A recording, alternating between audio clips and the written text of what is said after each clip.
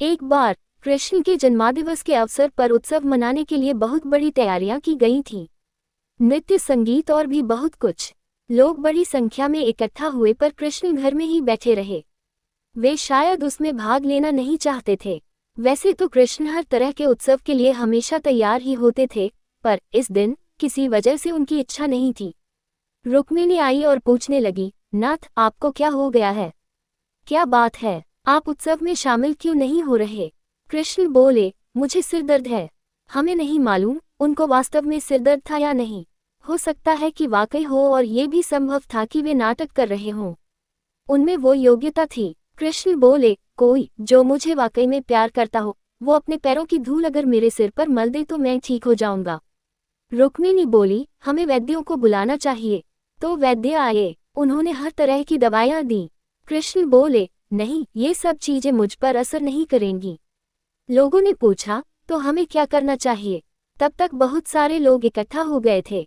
सत्यभामा आई, नारद आए। हर कोई परेशान था। क्या हो गया? क्या हुआ है? कृष्ण को सिर दर्द है। हम उन्हें ठीक करने के लिए क्या करें? कृष्ण बोले, कोई जो मुझे वाकई में प्यार करता हो, वो अपने पैरों की धूल अगर मेरे सिर पर मल दे तो मैं ठीक हो जाऊंगा। सत्यभामा बोली, ये क्या बात हुई? मैं आपसे बहुत प्यार करती हूँ, पर यह नहीं हो सकता कि मैं अपने पैरों की धूल लेकर आपके सिर पर लगाऊं। हम ऐसा काम नहीं कर सकते। रुक्मिणी रो रही थी। हम ये कैसे कर सकते हैं? ये तो आपका अनादर होगा, अपमान होगा। हम ये नहीं कर सकते। नारद भी पीछे हट गए। मैं ऐसा कुछ भी करना नहीं चाहता। आप स्वयं भगवान हैं। मुझे नहीं मालूम कि इसमें क्या रहस्य है। पता नहीं इसमें कौन सा जाल होगा। मैं अपने पैरों की धूल आपके सिर पर रखूंगा तो हमेशा नरक की आग में जलूंगा। मैं ऐसा कोई काम करना नहीं चाहता। चारों ओर बात फैल गई। हर कोई सकते में था, हम ये काम नहीं कर सकते। हम सब उन्हें बहुत प्यार करते हैं, पर ऐसा करके हम नरक में जाना नहीं चाहते। उत्सव मनाने के लिए लोग कृष्ण का इंतजार कर रहे थे, पर कृष्ण अपना सिरदर्द लेकर बैठे थे। फिर ये बात वृंदावन तक पहुंची। गोपियों को मालूम पड़ा कि कृष्ण को सिरदर्द है।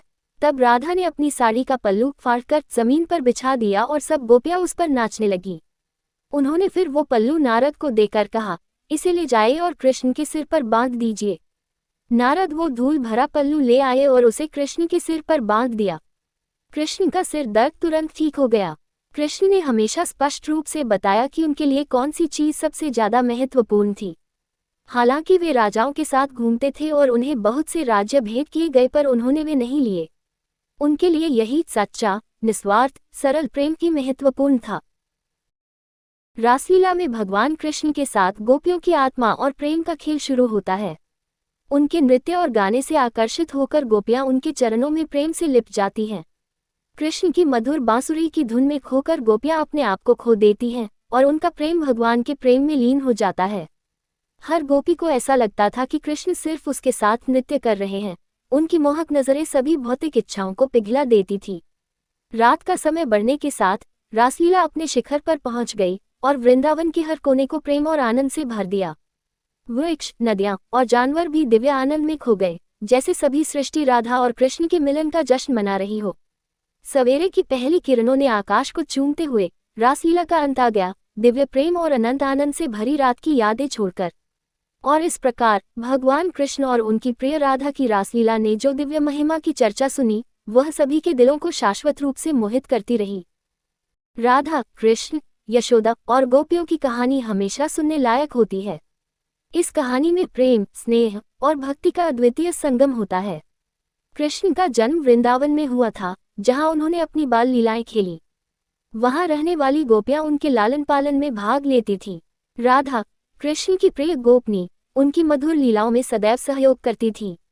यशोदा माँ, कृष्ण की माँ, उन्हें प्रेम से पालती थी। उनका प्रेम और स्नेह अत्यंत विशेष था। वह हमेशा अपने बालक को प्यार से लालन करती थी। कृष्ण के साथ गोपियां भी बहुत प्रेम से बंधे थे। उनका प्रेम कृष्ण के लिए अद्वितीय था। उनकी प्रेम की कहानियां हमेशा हमें उनके समर्पण की याद दिलाती हैं। एक दिन वृंदावन में गोपियां गाने और नृत्य करते हुए कृष्ण के साथ खेल रही थी। राधा भी उनके साथ थी और उनकी मधुर मुस्कान सभी के दिलों को मोह लेती थी। कृष्ण ने गोपियों के साथ रास लीला खेली, जिसमें उनकी प्रेम का परिचय होता है। राधा ने भी उनके साथ उत्साह से नृत्य किया और उनके साथ मीठे मीठे विवाद भी किए। यशोदा माँ ने कभी कभी कृष्ण को उनकी शरारत के लिए डांटा, लेकिन उनका प्रेम कभी कम नहीं होता था। वह हमेशा उनके साथ प्यार से बातें करती और उन्हें अपने आसन पर बिठाकर खिलाती थी। राधा, कृष्ण, यशोदा और गोपियां का प्रेम और स्नेह हमें ये शिक्षा देता है कि प्रेम की शक्ति सबको एक साथ लाने की क्षमता रखती है। ये कहानी हमें ये भी बताती है कि प्रेम को जीने के लिए कोई नियम नहीं होते, वह सिर्फ एक भावना होती है जो दिल से आती है। इस प्रेम और स्नेह की कहानी को सुनकर हमें एक दूसरे के प्रति समर्पण और विश्वास का आदर्श मिलता है। ये कहानी हमें सिखाती है कि प्रेम और स्नेह ही जीवन की सबसे महत्वपूर्ण चीजें होती हैं। वृंदावन के शांत गांव में हरित पेड़ों के बीच बसे एक दिव्य बालक नामक राधा कृष्ण ने एक अत्यंत युवा आयु से ही प्रेम और शरारत की खुशबू छोड़ी। उनका बचपन खिलौनेदार उद्यान में भरा हुआ था, जो वृंदावन के सभी को मोह लेता था। एक धूप से भरी दिन में जब राधा कृष्ण यमुना किनारे खेलते थे, उनकी हंसी हवा में गूंज रही थी। राधा, जिनकी मोहक आंखें थीं, कृष्ण का पीछा करती थी, जिन्हें मोरपंख और शरारती मुस्कान सजाई गई थी। वे भावनात्मक फूलों के बीच छुपे खेलते थे, उनकी निर्दोष हंसी आत्मा को खुशी के साथ भर देती थी। राधा अक्सर कृष्ण को विभिन्न खिलौनेदार प्रतियोगिताओं में चुनौती देती थी। वे सबसे ऊंचा पेड़ पर कैसे चढ़ सकते हैं या सबसे अधिक फूल कैसे इकट्ठा कर सकते हैं, ऐसे प्रतियोगिताओं में। फिर भी हर खेल में राधा और कृष्ण एक दूसरे की साथ में आनंद में मिलते, जो हर वही बीतता मिनट के साथ मजबूत होता जा रहा था। उनका पसंदीदा वक्त झूला के नीचे प्राचीन कदम वृक्ष के तले स्विंग पर स्विंग करना था।